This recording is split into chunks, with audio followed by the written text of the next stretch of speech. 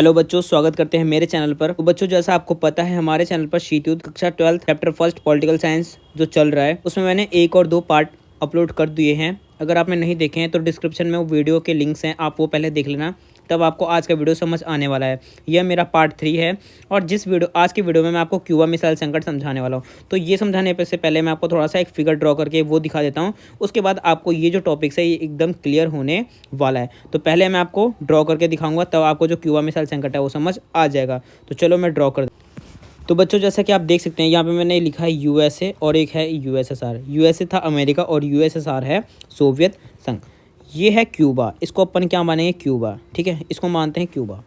यह है क्यूबा। इसकी हेल्प कर रहा था यूएसएसआर। इसकी क्या करता था? हेल्प, मदद कर रहा था। इसकी क्या कर रहा है? मदद करता था। मदद कैसे करता था? पैसों से,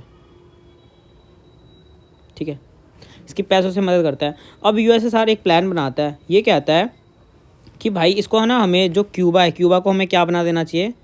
सैनिक अड्डा बना देना चाहिए। कौन कह रहा है बच्चों? यूएसएसआर कह रहा है। क्या बना देना चाहिए हमें? सैनिक अड्डा बना देना चाहिए। तो इसने ऐसा ही किया। 1962 में इसको क्या बना दिया गया? सैनिक अड्डा बना दिया गया।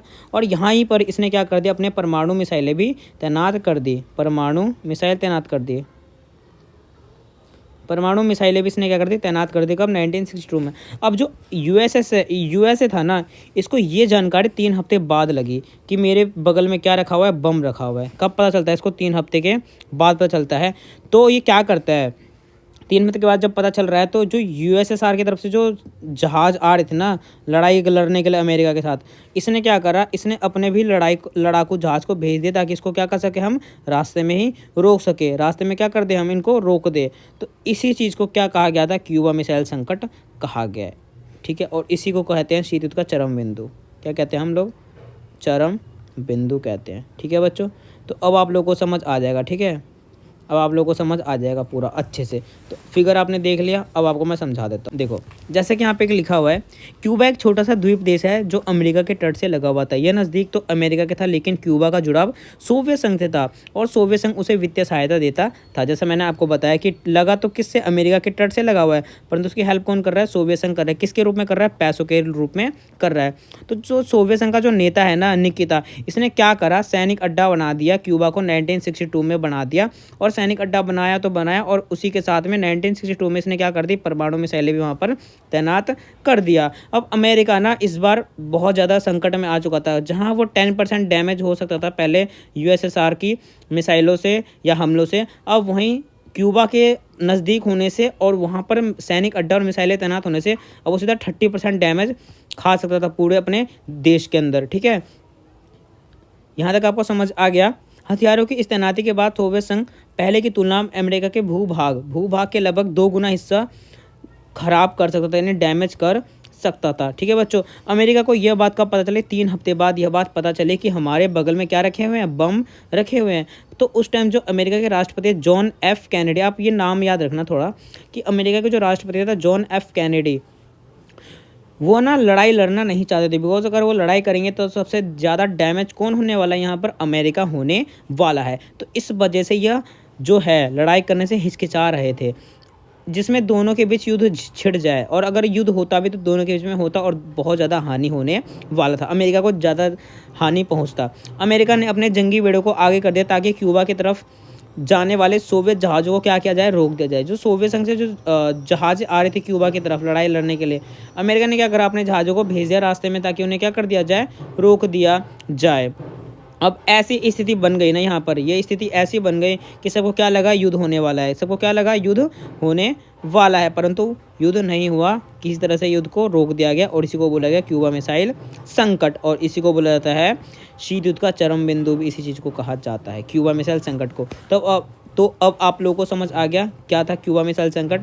अब मैं आपको बताता हूँ कि जो मेन इसके अंदर नेता थे वो कौन कौन थे। तो क्यूबा के जो नेता थे वो थे फिदेल कास्त्रो, सोवियत संघ के थे निकिता क्रुश्चेव, और अमेरिका के थे जॉन एफ कैनेडी, ये थे राष्ट्रपति, ठीक है बच्चों।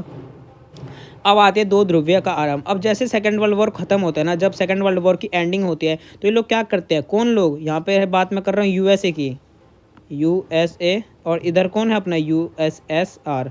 इन लोगों ने क्या करा? सेकंड वर्ल्ड वॉर खत्म होते ही जो यूरोप था वहाँ से इन्होंने बंटवारा कर दिया विश्व का 2 गुट में। कितने गुट बन गए? 2 गुट, पहला गुट और दूसरा गुट।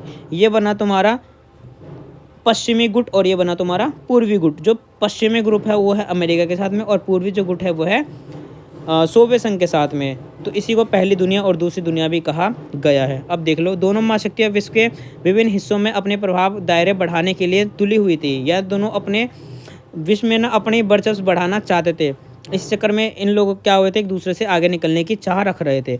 दूसरे विश्व युद्ध की समाप्ति होने के बाद अमेरिका और सोवियत संघ ने सोवियत संघ के दो गुटों में बांट दिया गया विश्व को। और जैसे सेकंड वर्ल्ड वॉर की एंडिंग हुई, इन दोनों ने क्या करा, यूएसए और यूएसएसआर ने वर्ल्ड को दो भागों में बांट दिया। एक बना पूर्वी और एक बना पश्चिमी यूरोप। ठीक है, बंटवारा हुआ, यूरोप महाद्वीप से बंटवारा हुआ है। तो एक बना पूर्वी यूरोप और एक बना पश्चिमी यूरोप। अब पूर्वी यूरोप और पश्चिमी यूरोप में कौन कौन से देश शामिल है वो जान लो आप।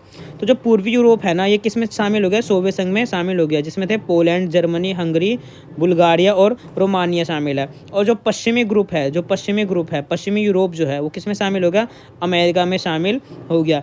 इसमें शामिल थे ब्रिटेन, नॉर्वे, फ्रांस, पश्चिम जर्मनी, स्पेन, इटली और बेल्जियम जैसे देश इसके अंदर शामिल थे।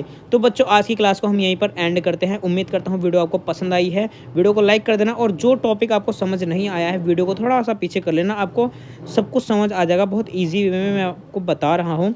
तो वीडियो को लाइक कर देना और जो बच्चे पहली बार आए हैं वो सब्सक्राइब कर देना। Thank you so much.